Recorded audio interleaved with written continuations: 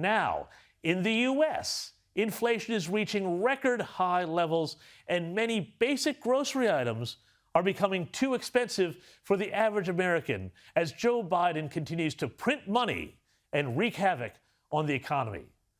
But according to the White House Press Secretary Jen Psaki, everything's fine. She has blamed the high costs of meat, for example, on, wait for it, greedy meat conglomerates. Listen to this.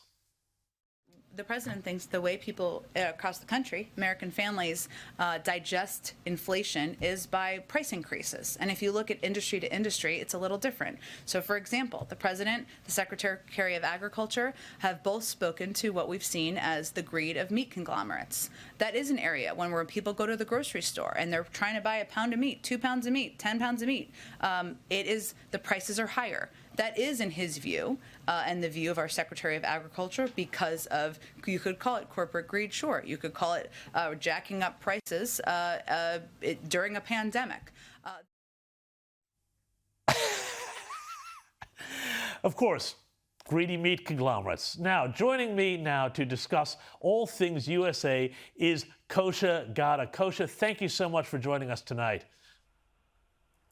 Now, this is not the first time we've seen Jen Psaki deflect from a serious issue, but surely the people of America aren't buying this one. Look, I will say, so yes, Jen Psaki and politicians are the masters of stagecraft, and deflection is, one of the key tools in their arsenal. But I will say, James, in this one, both things can simultaneously be true. So absolutely, these record high inflation levels, 6.9%, 38, 39-year high, is a direct result of a lot of the policies that the Biden administration has pursued. And actually, to be fair, that even the previous administration and both sides of Congress have pursued this in previous crises and this crisis, where COVID-19 was used as the premise to shut down a multi-trillion-dollar economy. That was then used as a premise to pass these giant spending bills, throw into the mix all the modern monetary theory that you alluded to, with printing of money and interest rates and all of that.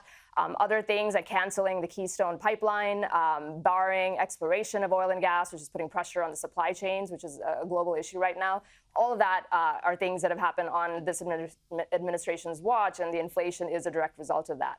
Having said that, though, I will say that the meatpacking and processing industry is one that has evolved into an oligopoly and is behaving the way an oligopoly would, the dynamics that we see in that. And, it goes back to, there was a bill passed in 1967, signed into law by President Lyndon Johnson, that basically stipulated that all ranchers and farmers have to process their meat through companies that are regulated by a USDA inspector coming and inspecting them. And then, that wouldn't surprise us that these top 4 companies went from 25% market share back then in the 60s and 70s to 85% market share now. You add to that foreign ownership, they're owned by Chinese parent companies, Brazilian parent companies, and that absolutely is something that you would see as well. But it is definitely a deflection from all the other things that they definitely are responsible for in this administration.